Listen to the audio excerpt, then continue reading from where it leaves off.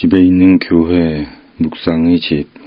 오늘 묵상 말씀은 고린도전서 15장 35절에서 49절. 성경 읽기 개역 개정.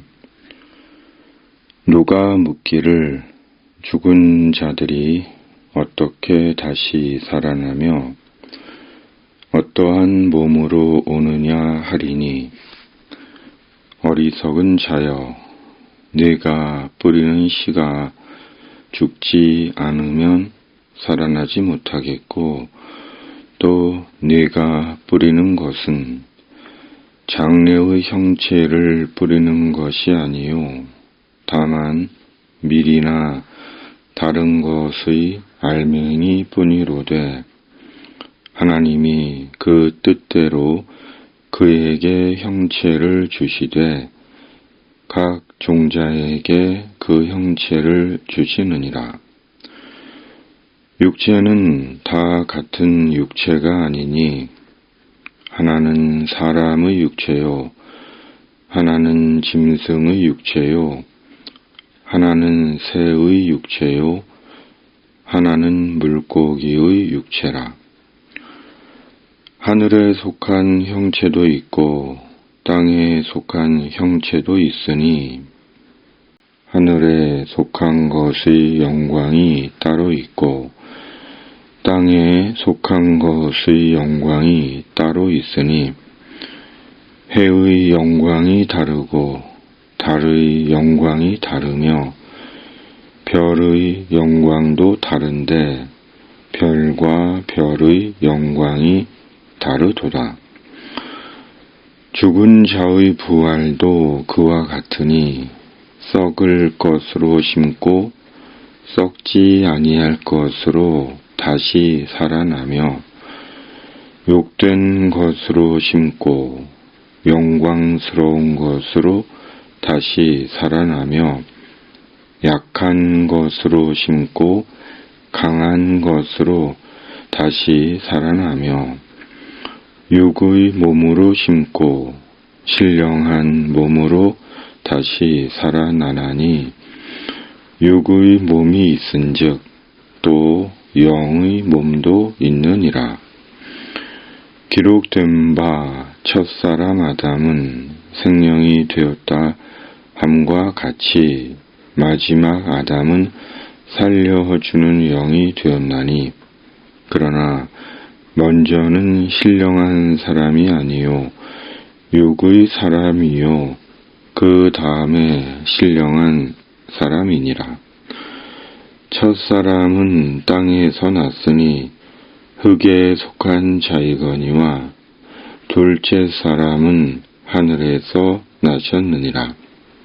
무릇 흙에 속한 자들은 저 흙에 속한 자와 같고, 무릇 하늘에 속한 자들은 저 하늘에 속한 이와 같으니, 우리가 흙에 속한 자의 형상을 입은 것 같이 또한 하늘에 속한 이의 형상을 입으리라. 아멘. 신령한 몸을 입는 그때까지. 부활에는 부활의 몸이 있습니다.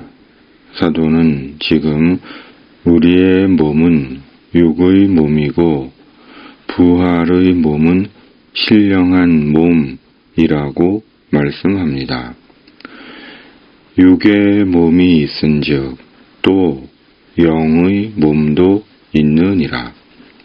그리고 육의 몸은 흙으로 지음받은 흙에 속한 몸으로 죽어 흙으로 돌아갈 몸이고, 영의 몸은 흙에 속한 몸이 아니라 하늘에 속한 몸으로, 부활 때에 우리의 영은 하늘의 신령한 몸을 입는다는 것입니다. 우리가 흙에 속한 자의 형상을 입은 것 같이 또한 하늘에 속한 이의 형상을 입으리라. 그리고 그 부활의 몸이 썩지 않는 몸이고 영광스러운 몸이고 강한 몸으로 영원히 죽지 않는 몸인 것입니다. 부활은 몸이 없이 영이 다시 사는 것이 아닙니다. 현재의 육신이 죽어 흙의 몸을 떠난 영이 부활의 새 몸, 하늘의 신령한 몸을 입고 하나님의 영생을 누리는 것입니다. 그리고 그 몸이 어떤 몸인지 부활의 첫 열매가 되신 예수님께서 이미 보여주신 것입니다. 시간과 공간의 제약을 받지 않고 어디든 다닐 수 있는 몸, 먹을 수 있는 몸, 다시 죽지 않는 몸, 바로 완전히 초월적인 자유로운 몸입니다. 그리고 몸이 있기에 아픔과 고통을 알듯이 심판의 부활로 다시 사는 자들도 새 몸을 입고 끔찍한 지옥의 고통을 당하게 되는 것입니다. 단순히 영이 두려움과 공포를 겪는 것이 아니라 부활의 몸으로 인해 영원히 끔찍한 고통을 당하게 되는 것입니다. 이 얼마나 무섭고 두려운 일입니까? 그러므로 사람에게 그리스도의 구원보다 중요한 것은 없는 것입니다. 사람에게 구원보다 중요한 것은 없습니다. 예수 그리스도 안에서 구원받아 부활의 소망을 갖게 된 것보다 중요하고 절대적인 것은 없습니다. 다시 죽지 않는 영광스러운 부활의 몸으로 천국에서 영생을 누리는 것이기 때문입니다. 그러므로 끝까지 부활의 복음을 뿌려야 하는 것입니다. 복음은 복된 소식, 좋은 소식, 기쁜 소식입니다. 보라, 내가 온 백성에게 미칠 큰 기쁨의 좋은 소식을 너희에게 전하노라. 예수 그리스도의 복음은 사람에게 기쁨을 주는 좋은 소식입니다. 그러므로 그리스도의 복음을 받은 사람들은 기쁩니다. 기쁨은 복음이 주는 중요한 현실입니다. 그리고 이 기쁨과 관련해 중요하게 드는 생각이 있습니다. 고린도전서 10장 24절 누구든지 자기의 유익을 구하지 말고 남의 유익을 구하라는 말씀처럼 자기 기쁨이 아니라 다른 이의 기쁨을 구하는 것입니다. 그러나 이는 매우 불합리하고 부조리한 말입니다. 왜냐하면 사람은 누구나 먼저 자기 유익, 자기 기쁨을 구하고 생각하기 때문입니다. 그런데 역설적이게도 다른 이의 유익과 기쁨을 구하면 그것이 자기의 유익과 기쁨이 됩니다.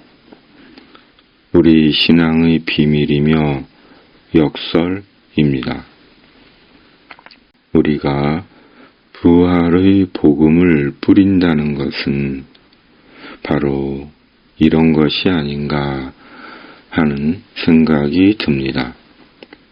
기도이든 나눔이든 함께함이든 먼저 내 유익과 기쁨이 아니라 먼저 다른 이의 유익과 기쁨을 구하는 것입니다. 아멘.